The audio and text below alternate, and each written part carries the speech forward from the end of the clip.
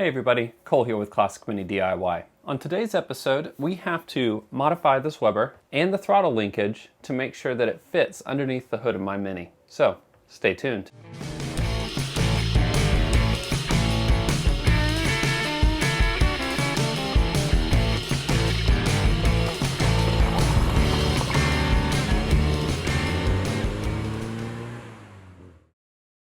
Today's episode is brought to you by you. That's right. Every single episode created on Classic Mini DIY is made with the help of our patrons and our long-term part sponsor, 7 Mini Parts. If you want to see more mini stuff and more videos in the future, please consider supporting the channel on patreon.com/Classic Mini DIY, or by checking out some of my awesome merch like t-shirts, stickers, and all sorts of other really cool stuff at merch.classicminidiy.com. Alright, let's get back to the episode. Now, like I said, on today's episode, we need to do a little bit of modification to the Weber that I was provided by one of my patrons. When you purchase a VMAX kit from Stuart, and you decide to maybe go with the Weber kit, the Weber that he sends with it is already modified, so there are a few little tweaks and changes that you need to make to the Weber in order for it to fit underneath your Mini's hood, as well as attaching things like the throttle linkage and the throttle cable. All of those need to be modified just a little bit in order for it to fit. Now, there's a couple modifications here that you might notice if you have seen a Weber before, but this little brass plug right here at the top of the cover that goes over the top of the Weber, this boss right here used to be much higher. Now, I took some video of what this looked like beforehand, but mistakenly deleted it. So you guys get to see the finished product before it goes over to the drill press that I purchased just for this job. The intention is to mill this down so it's much flatter and much tighter and closer. And as a result, when you do this, you actually remove the ability to use the tiny filter that comes with this. And that tiny little filter looks like this. It goes in here over a little stopper type thing. And this actually provides the kind of last line of defense for the fuel that's going into the Weber. So when you do something like this that requires you to remove this little filter, you do need to make sure that you are filtering the fuel adequately before it enters this port right here.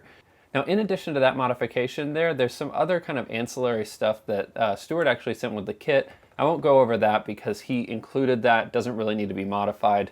But this is also a pretty cool little piece here. This is the bracket that he makes that holds your throttle cable. And before I show you guys this next piece that I modified, keep in mind that I am not a very good welder, so just don't judge too hard. But this is a throttle cable, or the throttle actuator that sits right here. This piece right here, this top part right here, actually used to sit facing this direction on the stock Weber setup. And with it set up that way, this needs to actuate this direction. And with it set up that way, it couldn't actuate. So we actually moved this little top piece from one side of this pivot to the other side. And this is gonna allow the throttle to actually get pulled. So the throttle cable sits in here and gets pulled when you step on the gas pedal. So those two little pieces of modification had to get done. Unfortunately, I'm not going to be able to fully mount this up today. While I was inspecting the throttle shaft and I was actually putting the butterflies in for the last time, I noticed that the throttle shaft, the actual screw holes where those screws go into and hold the butterflies there, were actually kind of cross-threaded. They weren't very good. The thread on it wasn't very good, so I went ahead and just got a new throttle shaft, so that'll be coming in here soon, and then we can bolt this up for its final placement in the engine bay. But let's jump over to the drill press. I'm going to show you guys what it looks like to mill something down.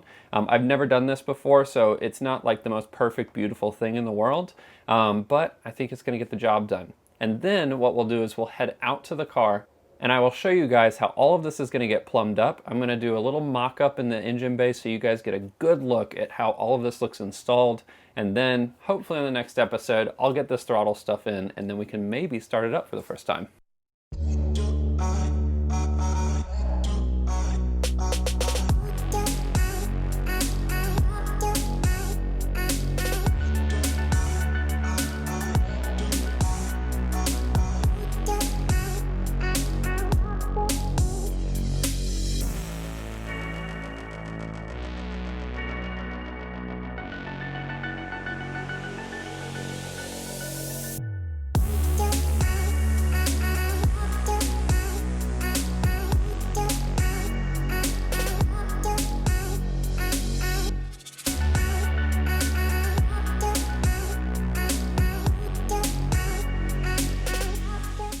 I will say that a bigger bit definitely would have helped a lot here.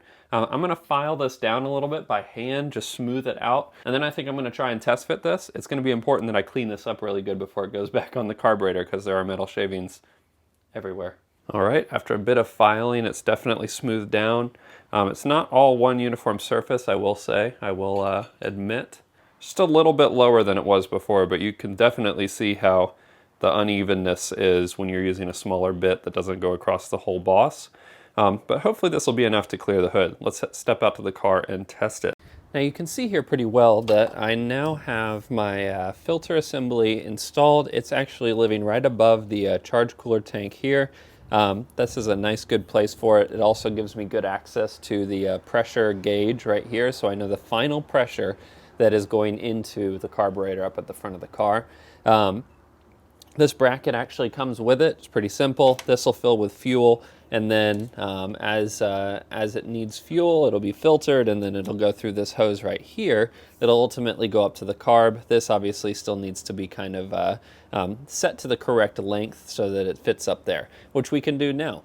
So next up, we're going to take the Supercharger and Weber whole assembly, and we're going to set it right down into place, and then we'll tighten it up a little bit so that we can kind of test fit some more stuff.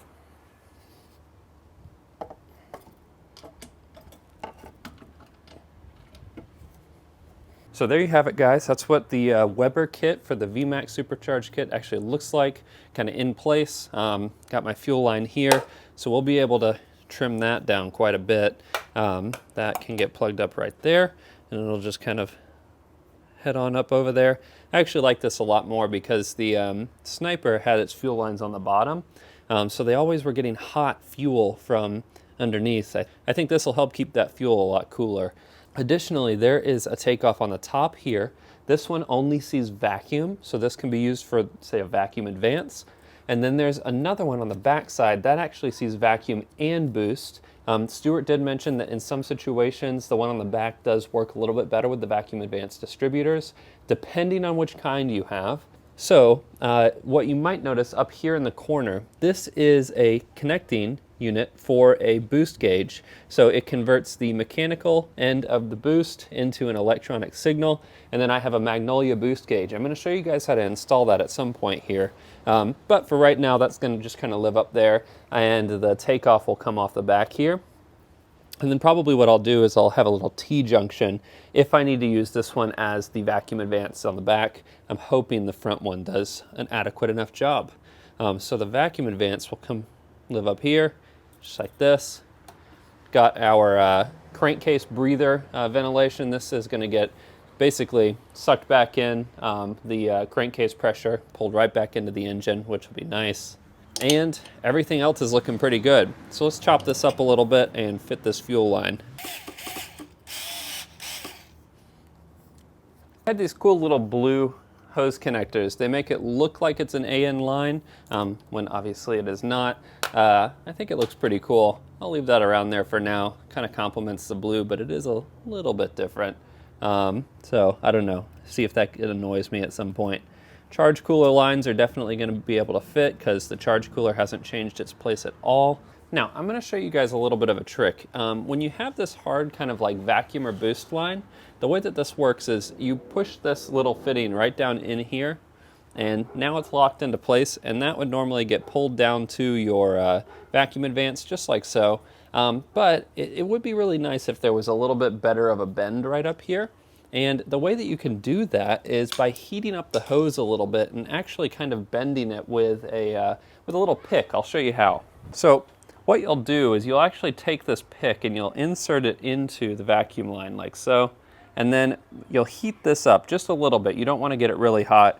And then you'll actually bend this with the pick. And then you can kind of get like a nice relatively 90-degree angle. And then that can click into place. And then it'll look a little bit nicer as it goes down to the front of the car.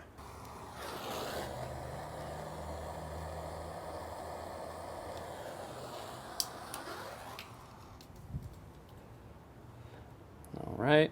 So the biggest thing here is not to over kink it because you don't want to actually kink the corner there.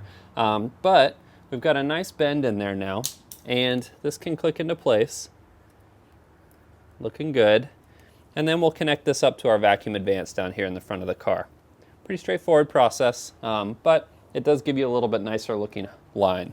Sweet, so that line is run. You know, you can do all sorts of crazy stuff if you wanted to.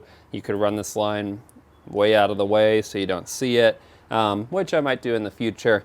But for right now, the last thing I'm going to do is kind of chart out the length of hose for this back line here, and run that from the back of the Supercharger here up to this feed line on the back, just so that that is prepared and ready. So now we have the vacuum line connected on the front and the vacuum line connected on the back here. It is important to remember that if you are not using this vacuum line on the back, or on the front for that matter, these do need to be plugged. You can do that by taking a small piece of this line here, cutting off the end, and then either melting it shut and then plugging it in there so it clicks into place.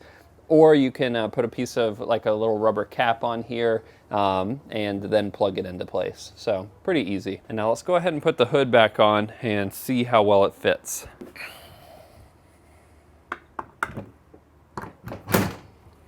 Now unfortunately we still get a little bit of rock there. It's not quite all the way set down. And I definitely want that in place once this is all buttoned up. But I do think we made some really great progress in terms of mocking this up and getting an idea how it all fits in here. It's looking really good. Honestly, I think I'm liking how it looks more with the Weber setup than I did with the EFI setup. So that's pretty funny. Anyways, let's jump back into the garage and we can wrap this up. All right, so that is going to wrap up this episode of Classic Mini DIY. I know this one was a little bit of like an odd jobby kind of episode, but I wanted to keep you guys apprised and kind of updated on what's going on with the whole build with the Supercharger and everything. We are probably going to get into some more nitty-gritty stuff in the next episode, hopefully. I'll be getting all of the throttle assembly stuff here pretty soon, as well as being able to actually bolt up the Supercharger and get it started up for the first time. So I'm very excited to share that with you guys. Obviously, this has been a long journey, and we're getting close to the end, hopefully. I really want to be able to drive this here in the autumn and the fall here in the US and enjoy this weather before it gets too cold. But like with any other episode, if you guys have any questions at all, feel free to post those in the comment section below. I'll do my best to answer anything that you guys might have. And until I see you guys on the next episode, enjoy those minis and motor on.